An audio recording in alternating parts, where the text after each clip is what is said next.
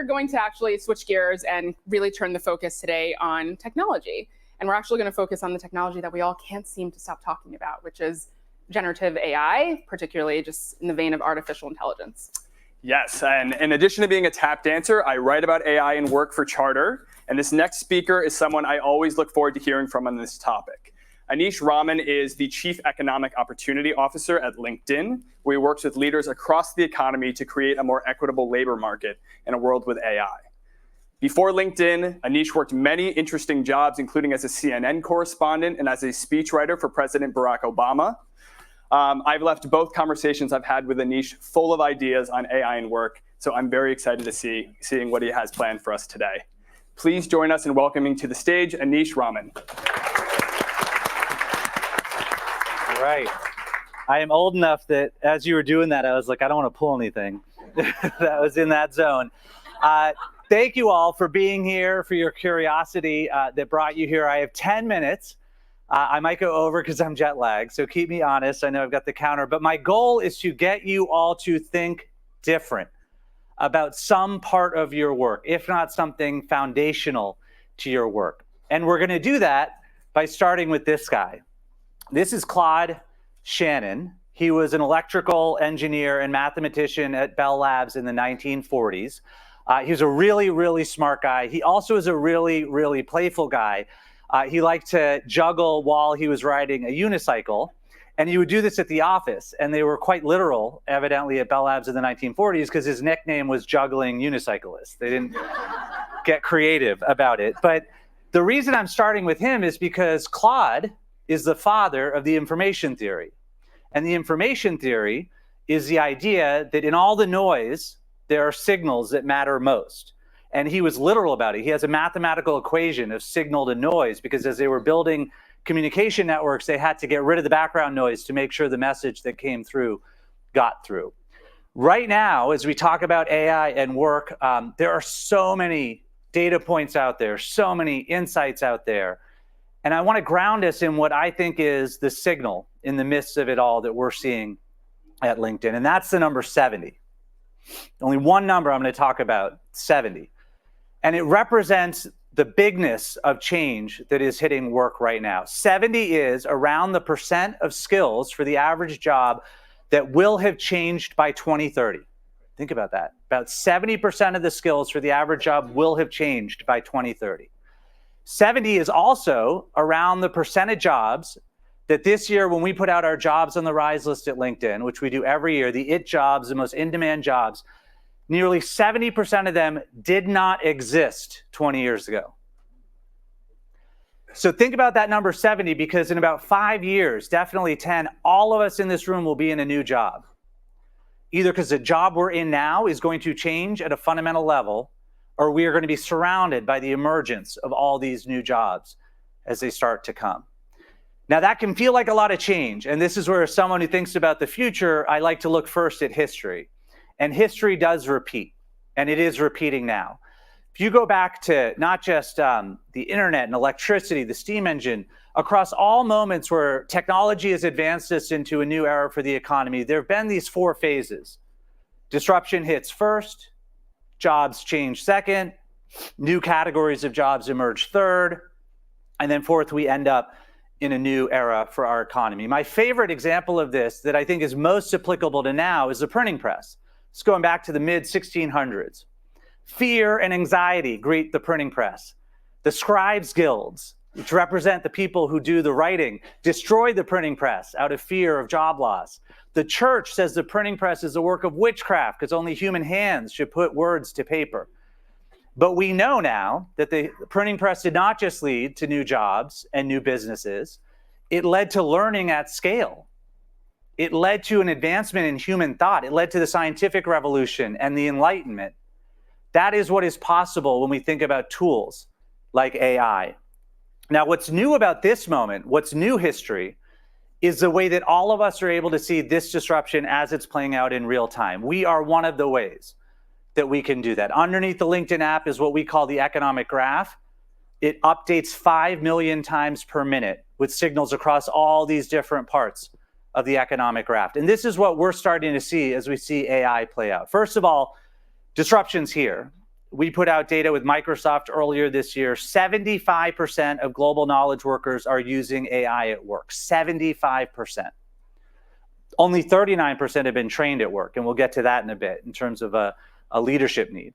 Jobs are changing. I just talked about it. Nearly 60% of the skills required for the average job will have changed by 2030.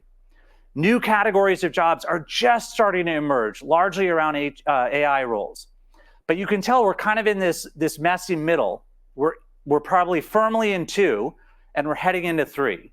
And then we're going to end up in this new economy. And the big question is, what are the new categories of jobs that are going to emerge? What is this new economy that is going to emerge? Our view is that we're heading into what we call the relationship economy. And I wrote an op-ed in the New York Times in February about this.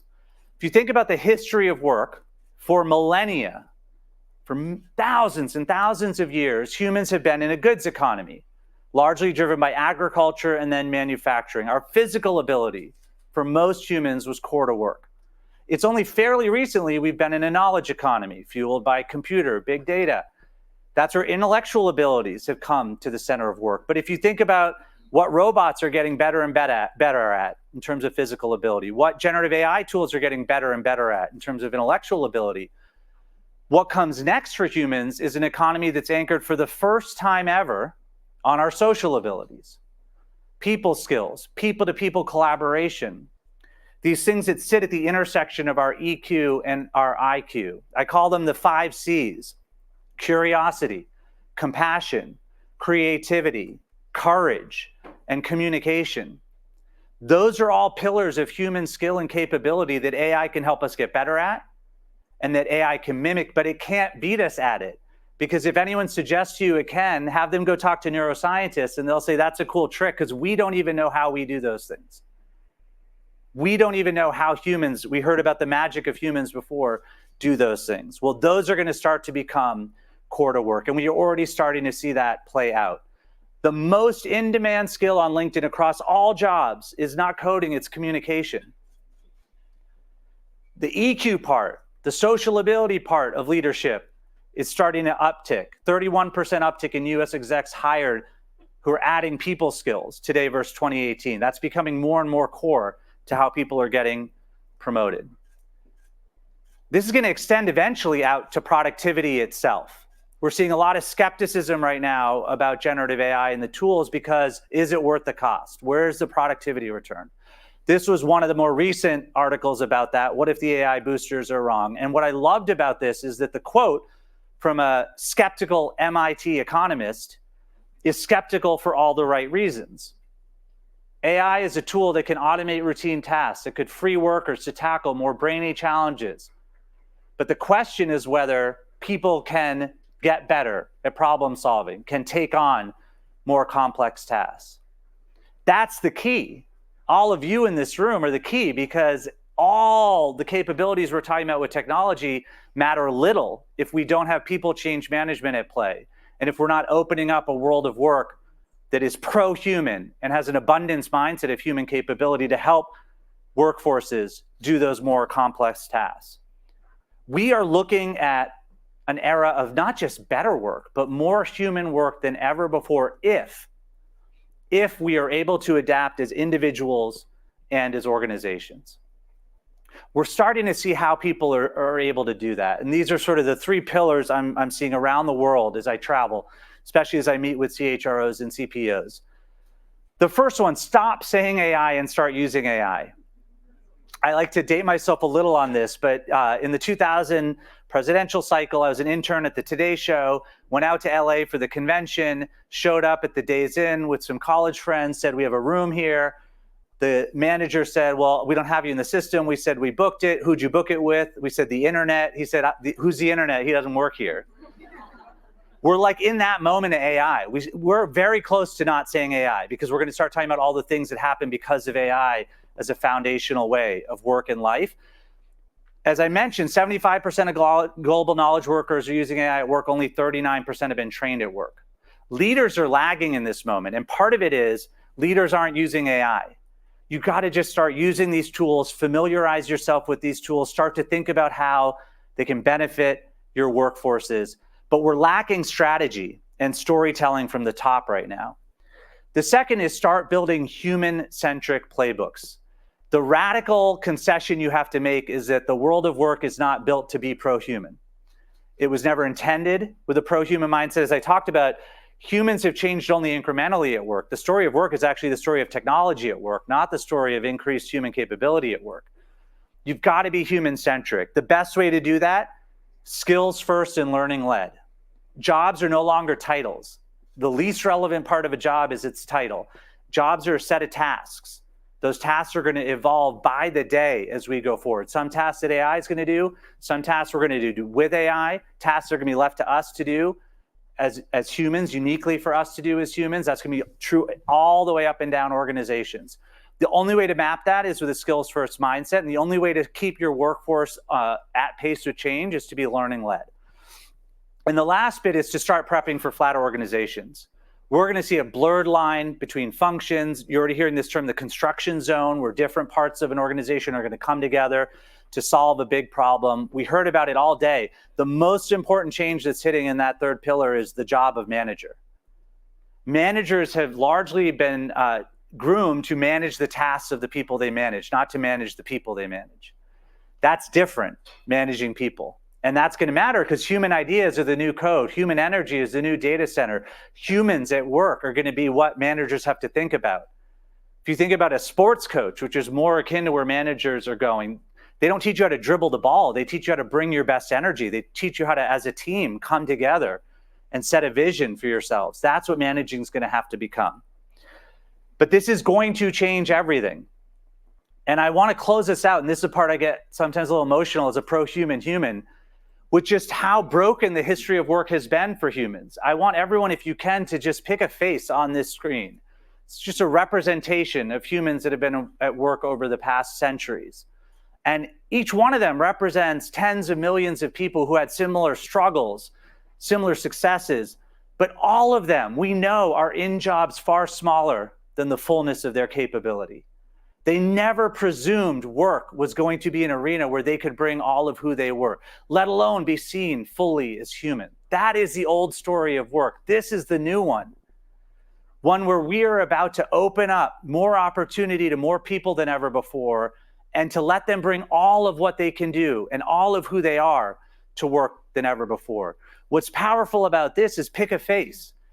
We're not just moving to more human work. We're moving to work that is going to be anchored more than ever before on our individuality. You as you are a unique being based on your lived experience, your learned experience. That is going to be your competitive differentiator at work. We are going to be pro-diversity at work because we're going to be pro a collective background of experiences to be able to have the best ideas come from human to human collaboration. And when I think about this, and I think about opening up opportunity globally to the global south, in the US, to women, people of color, people have been blocked out of bringing the fullness of what they have to bear. I think again about Claude. Claude is actually with us today. Anthropic's AI tool is called Claude because of this Claude. And Claude was one of the early innovators of AI way back then. And Claude is just this amazing story. He got every accolade. He had everything from EQ to IQ. And we know Claude exists in every country in this world. We know Claude exists in every community in this country. And to live to see the day where every Claude is going to have their chance to bring their ideas to bear is exciting. And I end then with gratitude for all of you because you are who will make it so.